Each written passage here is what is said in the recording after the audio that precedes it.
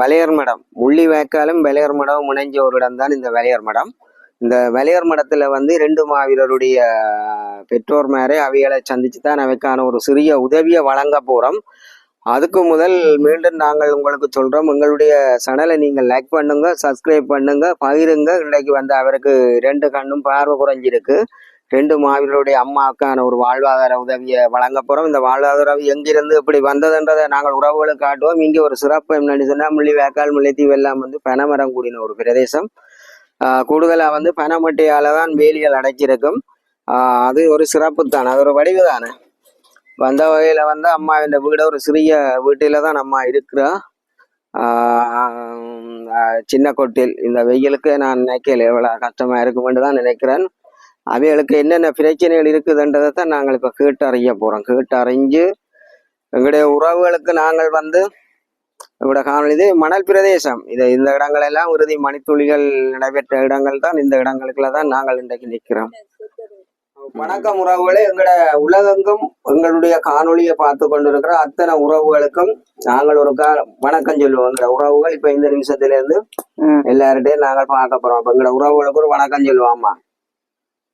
வணக்கம். வணக்கம் எங்களோட உறவுகள் எல்லாருக்கும் வணக்கம். வணக்கம் உறவுகளே. இப்ப நாங்கள் வந்து வலையர் மடமும் முள்ளிவாய்க்காலும் முனைஞ்ச ஒரு பகுதியில வந்து வலையர் மடத்துக்குள்ளதான் நிற்கிறோம்.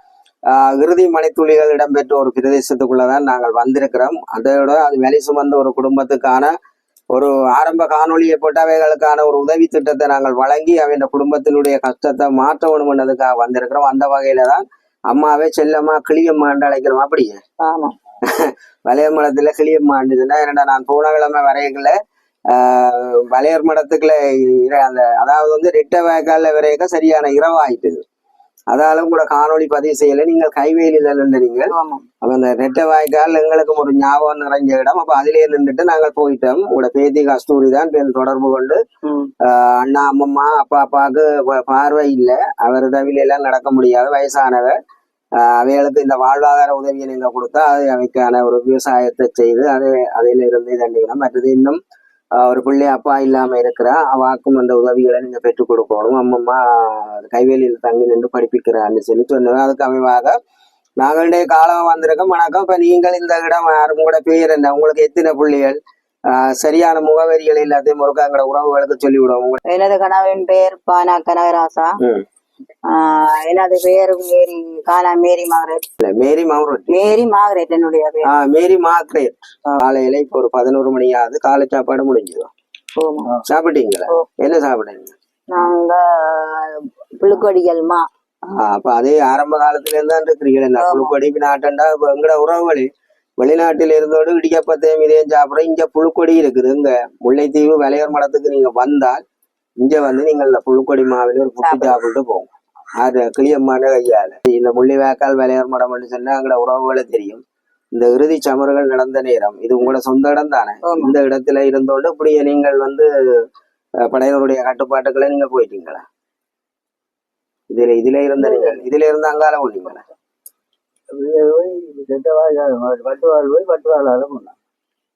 நீங்கள் இதால போய் ரெட்டை வாய்க்கால போய் வட்டுவால போனீங்களா இல்ல வட்டுவாளால வந்ததால வந்தீங்க? உங்களுக்கு எத்தனை பிள்ளைகள்? எனக்கு 7 பிள்ளைகள். 7 பிள்ளைகள். 7 பிள்ளைகள்ல வந்து எல்லாரும் வந்து எங்க இருக்கிறவங்க இருக்கா சொல்லுங்க. பிள்ளைகள் 7 பிள்ளைகள், ஆம்பளை பிள்ளைகள் எத்தனை, பொம்பளை பிள்ளைகள் எத்தனை, தற்போது உங்களோட எத்தனை பேர் இருக்கிற, எத்தனை பேர் இல்லையன்ற விடயங்கள் இருக்கா சொல்லுங்க. ஆம்பளை பிள்ளை 2 பிள்ளைகள், பொம்பளை பிள்ளைகள் 5 பிள்ளைகள். மற்றதுல ஒரு பொம்பளை பிள்ளைய ஒரு ஆம்பளை பிள்ளையும் யுத்தத்துல இறந்துட்டேன். மற்றது நான் யுத்தத்தில அவை வந்து போராளியாக மாவீரர் ஆயிட்டு போராட்டத்துல வந்து விடுதலை போராட்டத்துல இருந்து வீரச்சாவடைஞ்சு. எத்தனையாம் ஆண்டு? எத்தனையாம் ஆண்டு?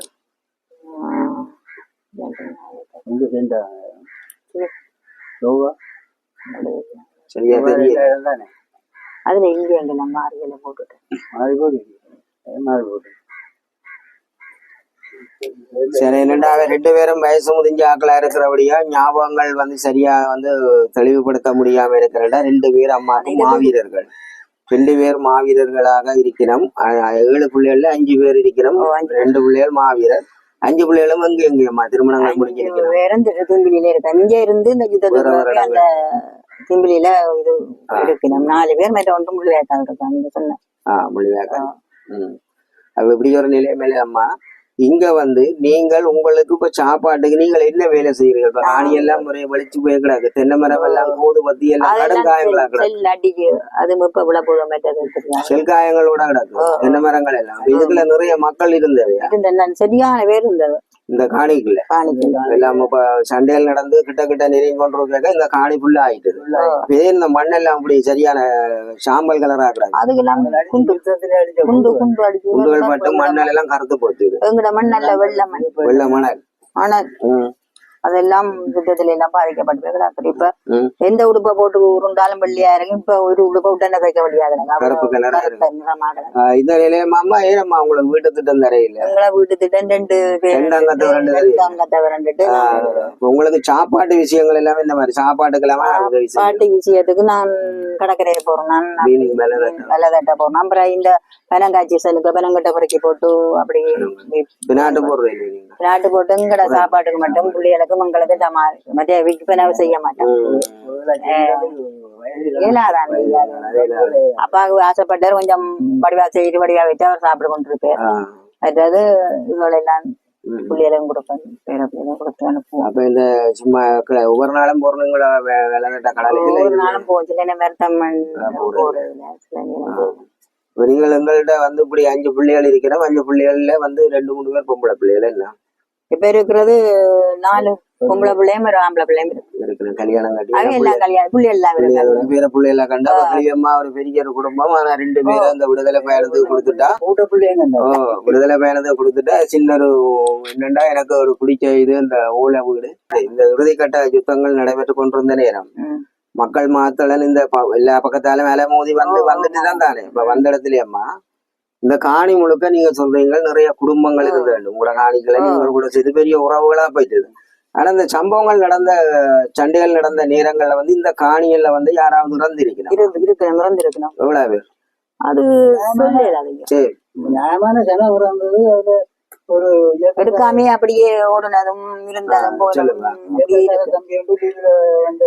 அப்பதான் பார்க்க வந்தது. பார்க்க வந்த இடத்துல எல்லாம் அடிச்சு விட்டான். காய் நிறுத்த பதிஞ்சு நாங்கள் எடுத்து கொண்டு போய்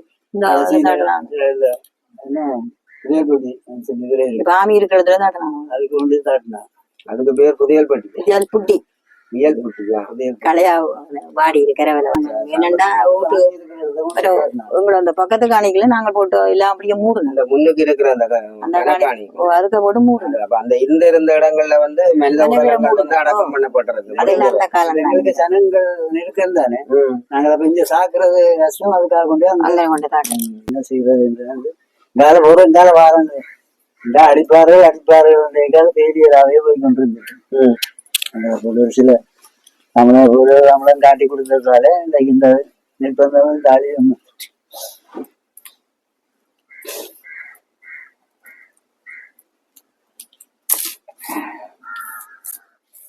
ஒரு நம்பிக்கையோட நீங்கள் காத்திருந்தீங்கள். ஆனா அந்த பயணத்திலே பெரிய வெற்றி வரையில இப்ப ஐயாவுடைய கவலை வந்து அதைத்தான் வெளிப்படுத்துது. அதை விட நீங்கள் இந்த காணிக்குள்ள வந்து பலருடைய உடலங்களை நீங்கள் அடக்கம் பண்ணினு சொல்றீங்க. அதுக்கு பிற்பாடு நீங்கள் அதுல இருந்து இப்படி நீங்கள் வெளியேறி பேர்ந்து எப்படி நீங்கள் முள்ளுவேக்காலு போய் பிறகு அங்க வெள்ளாமல் வேக்காலு போய் பிறகு அந்த வட்டுவால் தொங்கல்ல போய் தான் அப்படி 5ஆம் மாசம்தான் நாங்கள் 5ஆம் மாசம் தான் போயிருக்கோம். 20ஆம் தேதியே 20ஆம் தேதி போயிருக்கோம். அங்கால போயிருக்கோம். நீங்கள் ஏதாவது காயப்பட்டிருக்கீங்களா? மண்டையில சின்ன பீஸ் அடிச்சது. ஒரு மகளுக்கு கண் தெரியாது. அப்படி மகளுக்கு ஒரு கண் தெரியாம இருக்கிறாங்க. இந்த காணிக்குள்ள காயப்பட்டதான் கொண்ட போட்ட காயம் அன்றைக்கேதான் அழிவாரு. பிறகு மகன் தான் போய் எல்லாமே கொண்டு வந்து கொண்டு இருந்தால் கால போய் நாள் போயிட்டு பார்ப்போம் அதோட அடிவாடு நெருங்கிட்டு அப்போ ஒன்றும் செய்யலாம் போயிட்டு ஊட்டி கொண்டு அப்படியே போனா பற்றாது. இப்ப வந்து இருக்கு அந்த ரம்ஸ்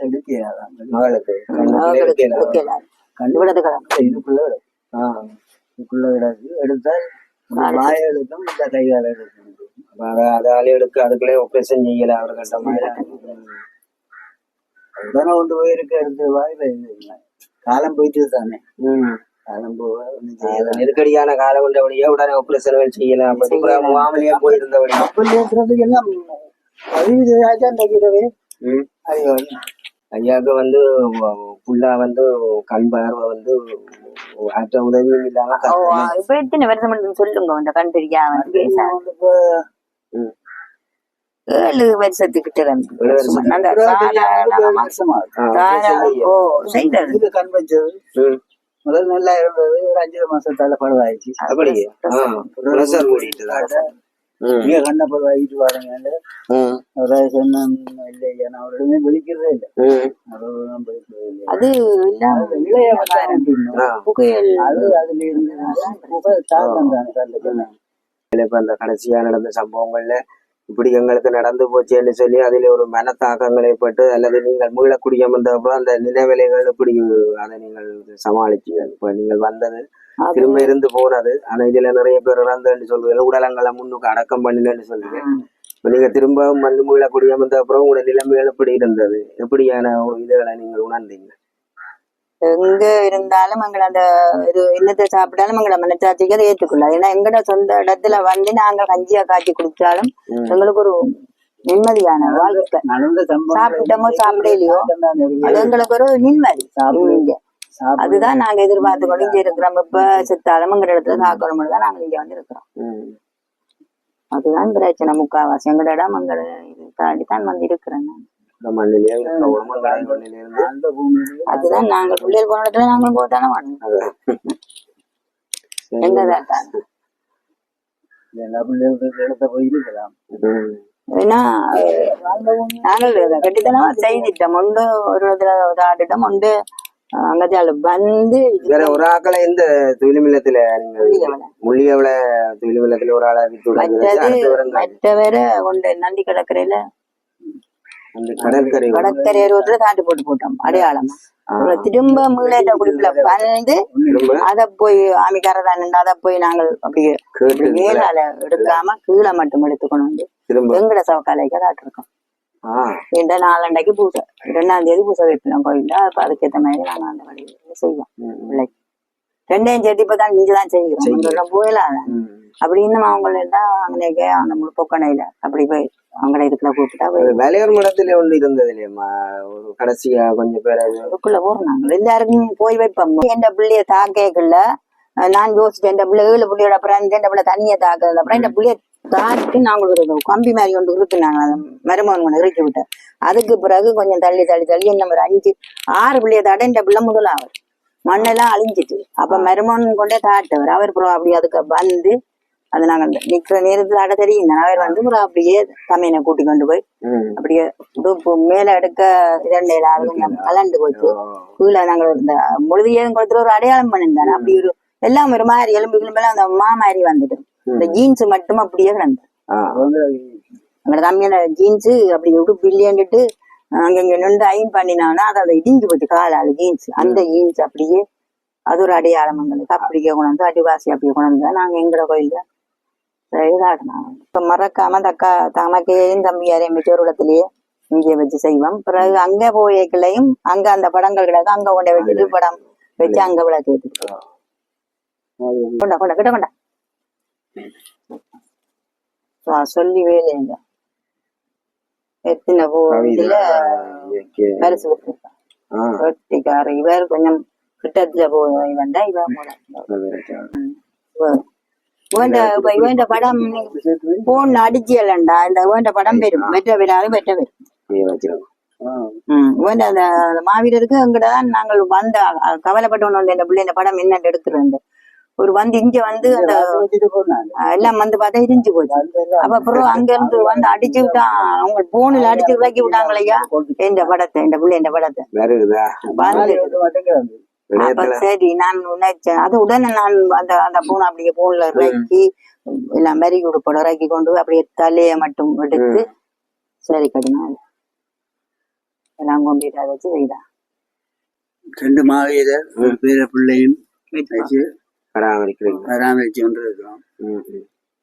இப்படி ஒரு நிலையில இப்ப 2 பேர பிள்ளைகளை நீங்க பராமரிக்கிற 2 மாவீரட்ட அப்பாவும் அம்மாவும் இருக்கிறீங்க.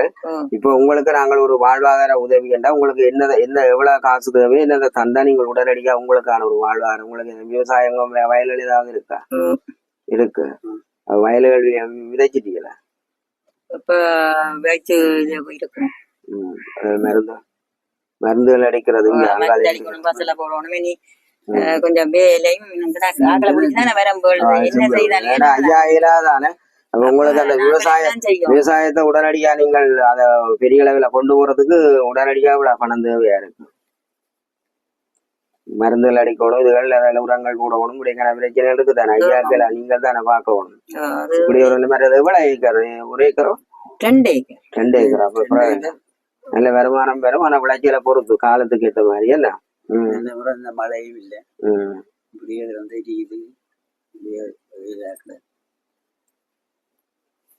மழை குறைவா இருக்கு. மற்ற இடமெல்லாம் மருந்துகள் அடிக்கலாம். இப்ப இந்த காணொலியை பார்த்து கொண்டு இருக்கிற உயிரில் மேலான உறவுகள், தாய விடுதலை போராட்டத்துல 2 பிள்ளைகளை வந்து இந்த விடுதலை பயணத்துக்காக அர்ப்பணிச்சு அவர்கள் வீரகாவியமாகி மாவீரர்களாக இங்க திருவுருவ படங்களாக இங்க எங்களிடம் முன்னிலையில இருக்கிறது. அதோட அம்மாவுடைய இந்த வாழ்க்கை வரலாறுகள் இப்ப கொஞ்சம் வயசு கூடினாக்கள், அதோட நாங்கள் கேமராக்களை போட்டு பதிவு செய்யல சரியான கூச்சம் இருக்கும். மற்றது தெளிவா சொல்லலாம். இருந்தாலும் இதுல எங்களோட உறவுகள் இதுல புரிஞ்சு கொள்ளக்கூடியதா இருக்கு.